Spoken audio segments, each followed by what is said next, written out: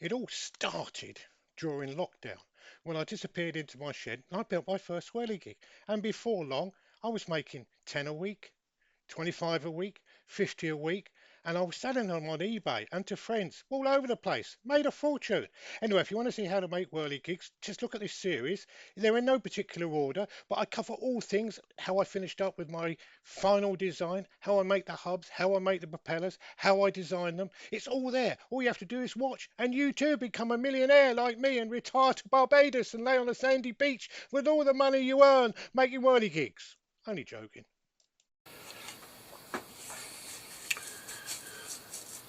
Hi, for those people who've been on my channel before, I'm Mr. Whirligig and I make whirligigs as a hobby. A lot of people saw the way I make my propellers for the whirligigs and they showed some interest on how I actually carry on with the process and how I finished up with my, well, powertrain, the bed that I put all my whirligigs on. I decided, because I make about a dozen different designs of whirligigs, that I should really standardize the bed. So what I actually in fact do is make these like this already, and then I can put on whatever, you know, whatever model I want to. You know, I can put on you know, I can put on the chap who's throwing the ball for the dog, or I can put on wood. The wood chopper obviously hasn't got his bottom on at the moment. I did some bottoms. Yeah, there's the bottom, and that just fits on. And they all sort of just fit on the same bed.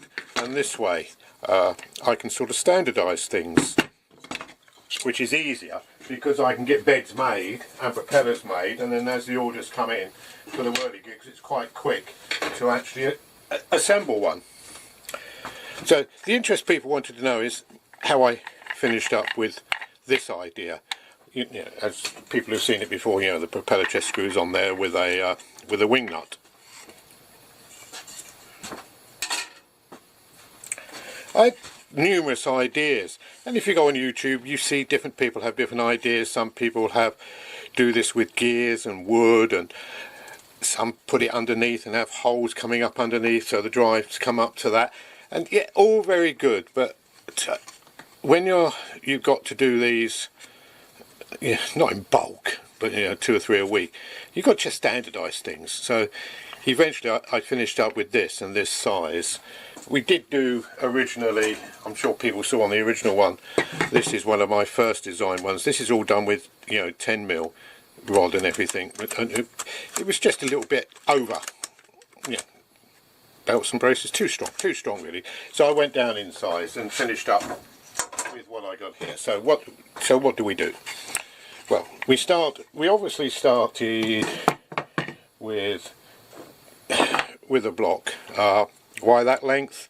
That length really because it sort of it gives a little bit, so it doesn't. I think if it was any smaller you would possibly get some movement that way. So I decided with that length,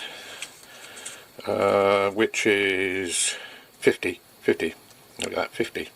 There we go. You can cut that quick, can't you? 50. So we did that. And they came out of this wood here that I got from the timber merchants. This is the same wood that I use for doing the stands. And all I do is just cut them off, and off we go. Right. So what did we decide next? Well, how to get the power from this rod to on the end there. I made metal brackets, square brackets. Oh, I tried so many different ways of how to change that to an up and down movement. So I finished up with what I always think the easiest is the best sometimes. So what we did, I'll see if I can get this in shot for you. I just put a flat bit on the end of the threaded bit there, just enough so that I could put a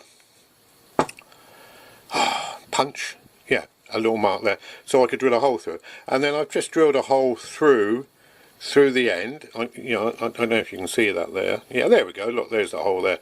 Yeah, I've just drilled a hole through there. And then what we then got is some galvanized wire,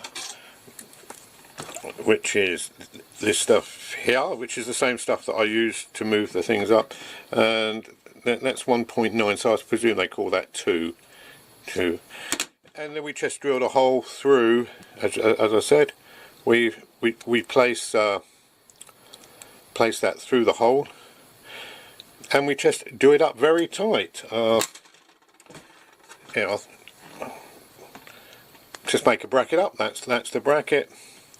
Bracket goes in there like that. Quite simple. Do that up. It's got a shake-proof washer on it. Nut, shake-proof nut. So that goes up very tight.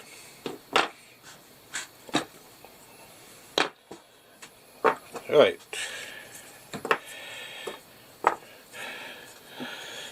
So with our pieces of wood, we just flattened one surface down, drilled a hole through the top, more towards the top, like that. And I managed to get hold of. I tried this all different ways. I did try drilling bigger holes and putting bearings in. All different ways. I thought bearings was a bit overkill because the propeller is so light, and the Whirligig doesn't weigh a lot. I don't think there's going to be a lot of pressure on the bearings. So in the end, I went with these nylon liners. I don't think they're designed for this. They must be designed for something totally different.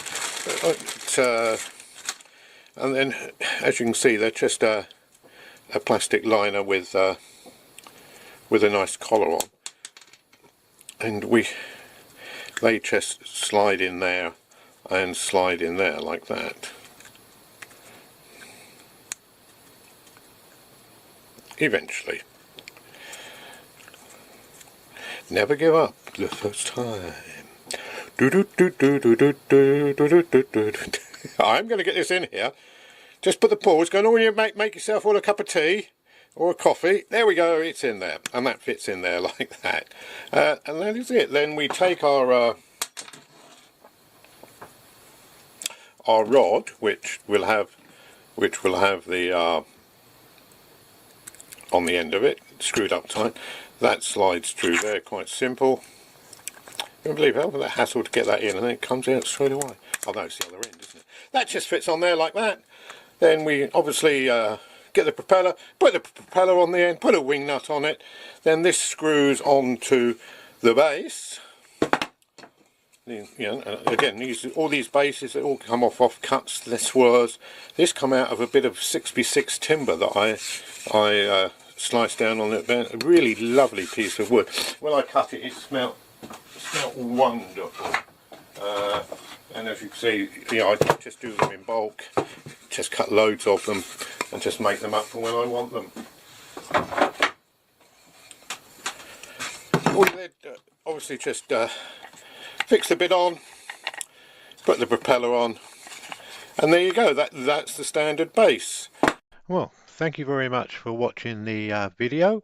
If you'd like to support my channel, you can do so by obviously sharing and liking and subscribing to the channel. But even more, I'd appreciate it more if you'd love to buy me a cup of tea so I can dunk my biscuits into. Would be greatly appreciated. Follow the link in the description. Thank you.